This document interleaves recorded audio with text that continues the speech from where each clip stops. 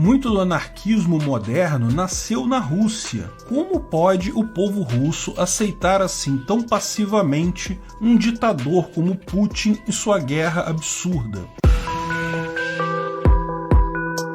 Esse é o Visão Libertária, sua fonte de informações descentralizadas e distribuídas. Apesar de haver uma grande quantidade de russos percebendo o absurdo que é essa invasão russa da Ucrânia, é inegável notar que a maioria da população russa ou está quieta, indiferente, com essa guerra inventada por Putin, ou está abertamente apoiando a guerra. Não seria surpresa entender russos que não querem falar sobre o assunto. Uma opinião contrária à guerra do Putin na Rússia é punível com até 15 anos de cadeia. Mesmo com isso, houve vários protestos e mais de 20 mil pessoas estão presas nesse momento pelos protestos contra a guerra. Mas, apesar disso, assusta a quantidade de gente capaz de abaixar a cabeça e aceitar o que está acontecendo. Os massacres em Bucha, torturas, estupros, a quantidade de demonstrações de apoio à causa de Putin é assustadora na Rússia. Será que a censura e propagandas estatais são tão efetivas? O governo russo de Vladimir Putin já vem desde 2014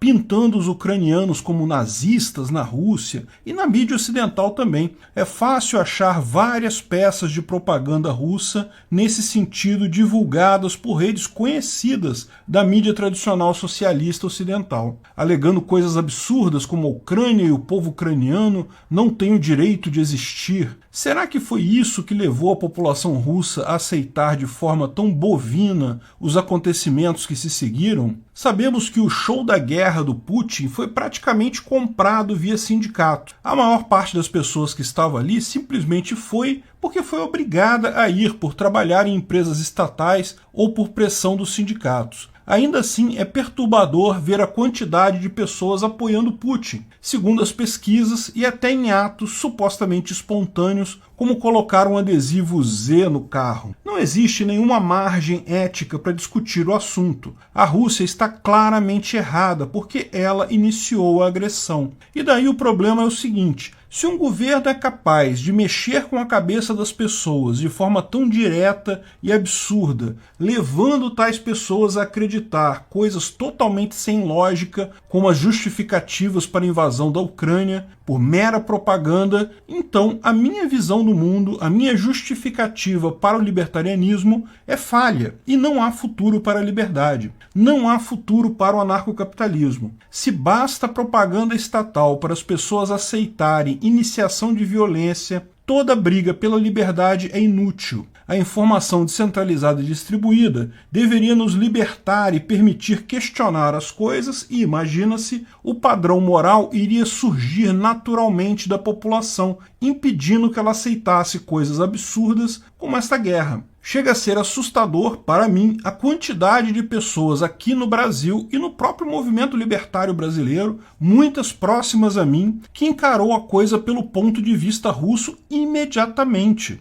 Não levou 2 dias para a pessoa começar a repetir frases de efeito de propaganda russa. Ah, mas a OTAN. Ah, mas a decadência ocidental. Ah, mas a Ucrânia é a mesma coisa. Como assim? Não tem lógica nisso. Um país invadiu o outro. Não é a mesma coisa de jeito nenhum. Todo libertarianismo é baseado no princípio de que a iniciação da violência é algo errado. E não estamos falando aqui de entidades estatais, estamos falando de indivíduos. Indivíduos russos que obedeceram ordens absurdas e antilibertárias e mataram, estupraram, torturaram civis ucranianos, ou seja, indivíduos ucranianos que em momento algum haviam ameaçado esses indivíduos russos. É como se as pessoas, particularmente os libertários, particularmente os anarquistas, fossem incapazes de resistir à propaganda russa. Pior, a Rússia foi um dos berços do anarquismo. Passou por várias revoluções buscando liberdade, inclusive revoluções anarquistas. Essa mesma população está agora, pelo menos em parte, apoiando as decisões genocidas de um ditador. O anarquismo moderno, o anarquismo bandeira negra, deve muito de sua ideologia a Mikhail Bakunin, um filósofo russo do século XIX, que contribuiu de forma extrema no desenvolvimento da filosofia anarquista. Lógico, sabemos sabemos, existe uma distância muito grande entre o anarcocapitalismo ou libertarianismo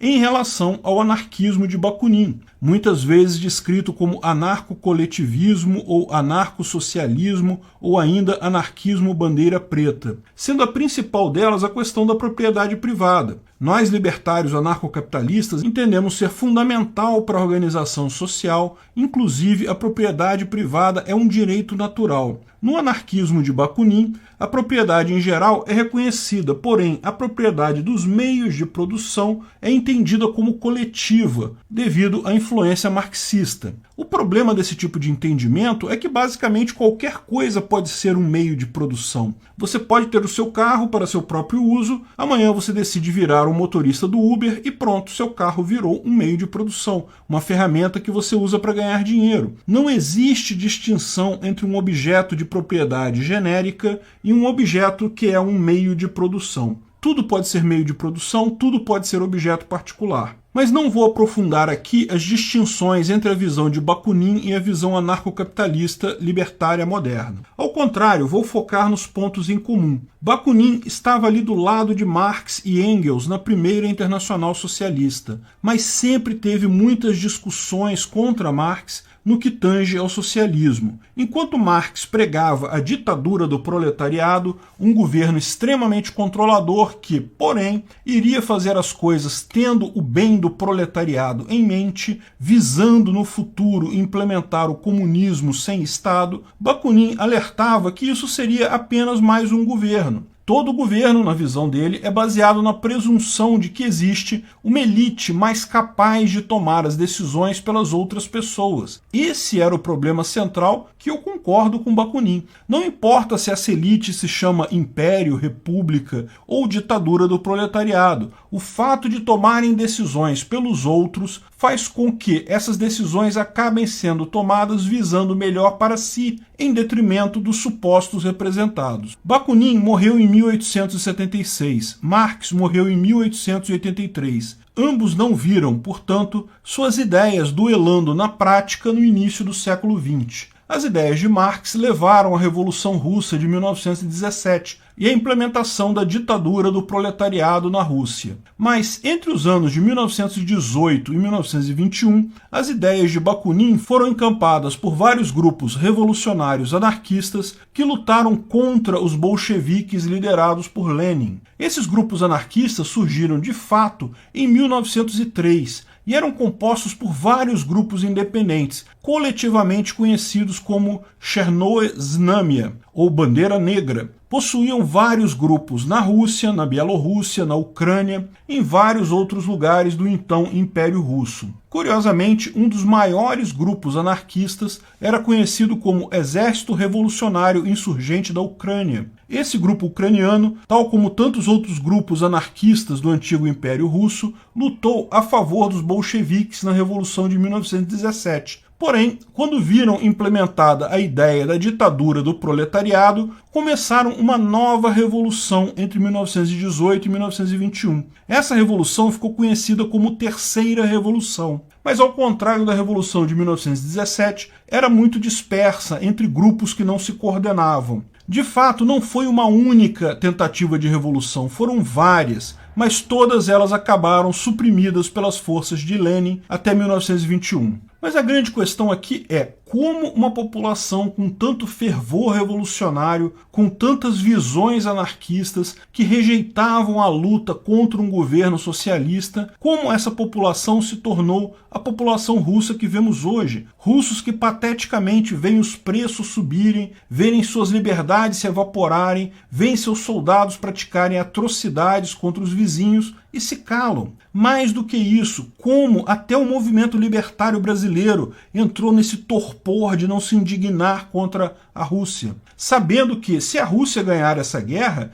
isso significa o fim do libertarianismo no mundo. Se governos conseguem fazer coisas absurdas desse jeito e convencer aos outros que está tudo bem iniciar agressão porque o outro lado é igualmente ruim, porque eu estou usando violência contra outras pessoas, mas eu falei que o outro lado é ruim, então você tem que equivaler as duas coisas e está tudo bem? como nessa situação seria possível um mundo libertário? Pela pura lógica, se Putin não está totalmente errado, o libertarianismo é inviável. Talvez a solução tenha sido dada por Gleb Pavlovsky, um psicólogo e antropólogo russo que descreve justamente por que o povo russo está tão passivo face aos demandos de Putin. Pavlovsky, em um post no Facebook no dia 29 de abril, busca entender o que significa liberdade. A visão de liberdade do Pavlovsky explica tanto a passividade russa quanto a hipocrisia nojenta de parte dos libertários brasileiros. E americanos também, diga-se de passagem. Rand Paul anda falando coisas como se fosse porta-voz russo. Diz Pavlovsky, o povo russo não protesta não porque está com medo do governo, mas porque ele já se sente livre. Ele não vê protestos contra o governo como uma liberdade que ele deseje ou que seja viável.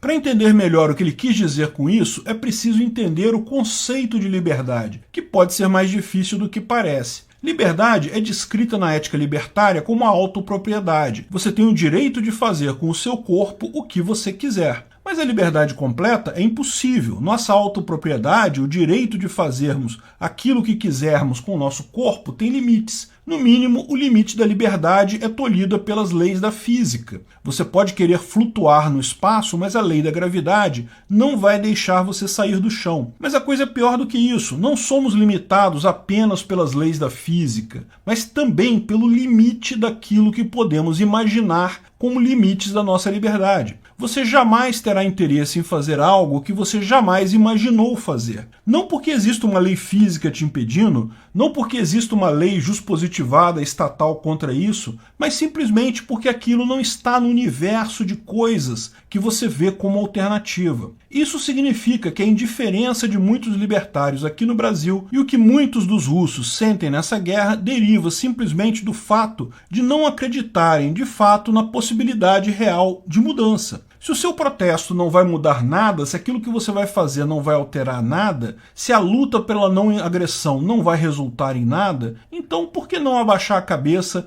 e acreditar nas coisas do jeito que são ditas para você? Se o mundo está fadado a ser conquistado por tiranos estupradores de crianças, por que falar algo quando as crianças são estupradas? Não é a informação descentralizada e distribuída que está gerando fake news e propaganda e impedindo as pessoas de ver o óbvio. Na verdade, a informação descentralizada e distribuída está, como se espera, ajudando as pessoas a terem mais conhecimento. O problema é o cérebro envelhecido e incapaz de algumas pessoas de perceber a mudança real que está sendo viabilizada pela economia. Elas acabam com uma visão pessimista de achar que nada vai mudar, de que não tem alternativa para nada, em que talvez então um ditador mundial não seja algo contra o que se deva lutar. Não deixa de ser triste, mas é algo superável. A liberdade vai vencer ao final, mesmo que nenhum de nós lute por ela. Obrigado pela audiência.